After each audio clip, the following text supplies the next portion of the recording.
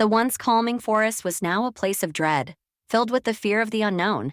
The soft crackling of the fire and the trembling voice of the grandmother were the only sounds that cut through the silence, each moment stretching unbearably as the darkness pressed in around them. Beyond the flickering flames, countless glowing eyes blinked in the shadows, cold, predatory. Their mouths, filled with jagged, gleaming teeth, gaped open, saliva dripping to the ground with an eerie hiss. The creatures waited, their monstrous forms half concealed, watching with an unsettling patience, their hunger palpable.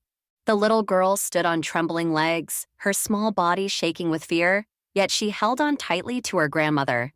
She was rooted in place, as driven not only by terror, but by a desperate need for protection, clinging to the one person she believed could keep her safe.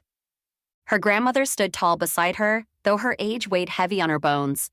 Despite the years that had slowed her body, her heart surged with fierce determination. She knew she had to do whatever it took to protect the one person who meant the world to her, the little girl who was now her responsibility. It wasn't just her granddaughter's safety that mattered, but something larger, something connected to the very forces of the forest. Her hand shook as she held the girl behind her, trying to shield her from the horror lurking just beyond the firelight. The grandmother's eyes remained fixed on the shadows, her heart pounding in her chest, but she stood her ground, unyielding in the face of the nightmare. "We can't let them see our fear," the grandmother whispered, her voice steady despite the fear looking at her. The creatures hadn't attacked yet, but their patience felt like a cruel game, as if they were enjoying the moment before they struck. The fire flickered again, casting jagged, shifting shadows across the clearing.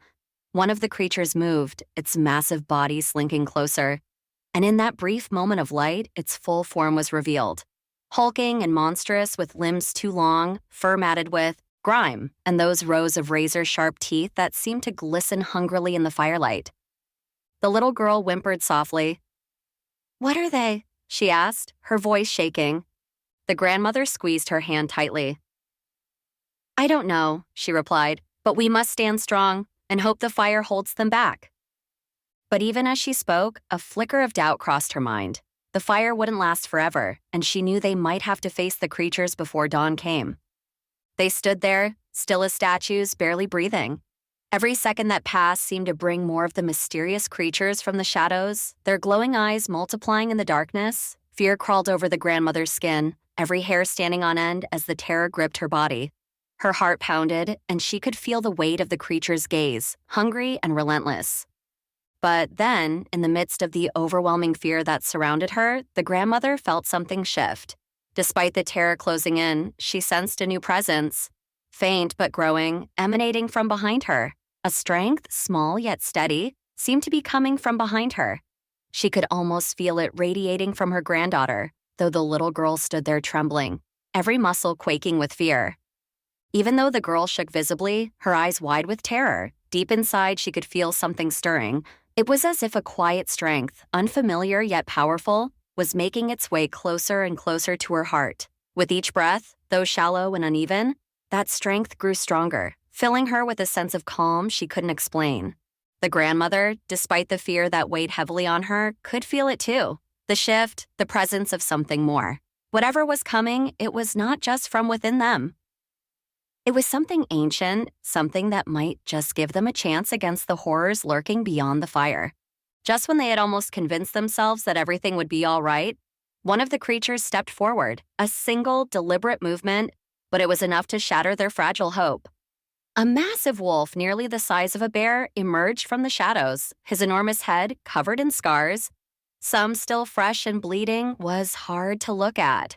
The firelight barely fazed him, as if its warmth was nothing compared to the rage burning in his eyes. The air seemed to crackle with his fury. Without hesitation, the beast raised one colossal paw and swiped the campfire aside, scattering the flames.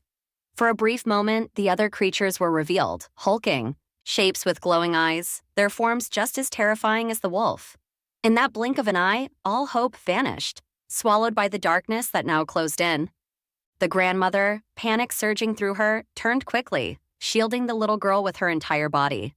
She knew the danger was too great, but her only thought was to protect her granddaughter, to save her somehow, no matter the cost. As they both crumpled under the weight of fear, the little girl, trembling yet driven by a strength deep within, cried out with everything she had left, "Don't harm the forest by throwing flames around."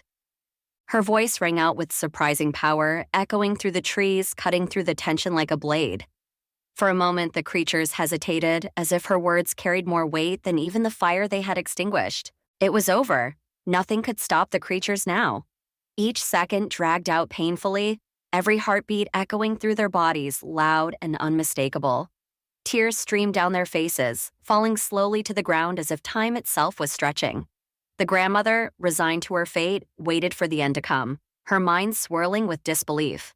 How could this happen? In this forest, there had never been anything larger than a bobcat, and even they only hunted rabbits. The little girl sobbed beneath her grandmother's protective embrace, mumbling words that were lost in the haze of fear. But then, something shifted. She began to sense it. The strange power within her growing stronger, more undeniable. As each tear struck the earth, they shimmered faintly, almost glowing in the dim light. And then she felt something, not with her ears, but deep within her soul. A whisper of hope. "Everything will be okay," she murmured softly, her voice barely audible beneath her grandmother. The grandmother, lost in her grief and fear, held the girl tighter, her own tears falling in silence. She wanted to apologize, to whisper her regrets for not being able to protect her. But before the words could form, a distant sound reached her ears. A sound so familiar, yet so long forgotten. It repeated every few seconds, steady and rhythmic, like an old memory fighting its way to the surface. She opened her eyes, expecting to see the giant wolf's jaws closing in, but instead, he stood motionless, his massive head so close he didn't need to take a step to strike. Yet, he wasn't attacking. His eyes, once filled with rage, seemed to flicker with uncertainty. The grandmother, confused, looked around. There was almost no light left, only a few crackling branches and the faint glow of stars overhead. But as her eyes adjusted, she saw something extraordinary. All the creatures, the terrifying beasts that had surrounded them, were no longer advancing. Instead, they were backing up, their bodies tense, their stances defensive. They were looking up as if something far greater than them had appeared. And then it hit her. She remembered the sound, the distinct twang that echoed in the distance. When she was just a little girl, her grandfather had been the last man in their village who knew how to use a longbow. With pride and a sense of glory, he had taught her the craft. Every other day, he would take her to the fields, showing her how to string the bow and aim true. She had watched in awe as he fired an arrow tied with a long strip of cloth from his nearly 2-meter-long bow. The flight of the arrow had always mesmerized her, the soft whistle it made as it cut through the air. Now that sound was back, and it filled her with a sense of wonder and hope. Another arrow whistled through the air, this time striking the ground between them and the creatures. The beasts recoiled, their defensive stance hardening as they tried to figure out the new threat. The grandmother's grip loosened on the little girl as she dared to believe, for the first time, that perhaps they weren't alone after all. Arrows began to rain down, one by one, their whistling flight cutting through the air. The creatures snarled and twisted, trying to evade them, their once menacing forms now frantic in their movements. The large wolf, the leader of the pack, tried to retreat as well, but it was too late. An arrow struck him across the face, carving a fresh, deep scar that ran the length of his already scarred snout. He growled in pain, his eyes burning with fury, but the moment passed, and just like that, the creatures vanished into the darkness as if they had never been there. For a moment, there was nothing but silence. The forest, once alive with terror, now felt empty, eerily so. The grandmother didn't waste any time. She rushed to the scattered remains of their campfire, her hands trembling as she worked to bring the flames back to life. The little girl quickly joined her, throwing sticks and dry leaves into the fire, both of them desperate to make it as large and as bright as possible. The warmth returned, but the tension lingered. Then, from somewhere high above, far beyond the trees it seemed, a voice spoke, deep and reassuring. "They will not come back tonight. You are both safe." The words hung in the air, echoing strangely. The little girl's eyes widened, her head tilting upward.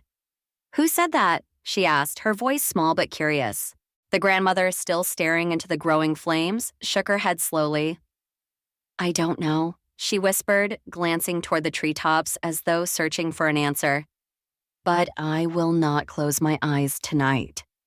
The fire crackled, casting shadows that danced around them, but the creatures were gone, and for the first time since the night had begun, a fragile sense of safety wrapped around them. Yet neither could shake the feeling that the forest and whatever forces had come to their aid was far from done with them.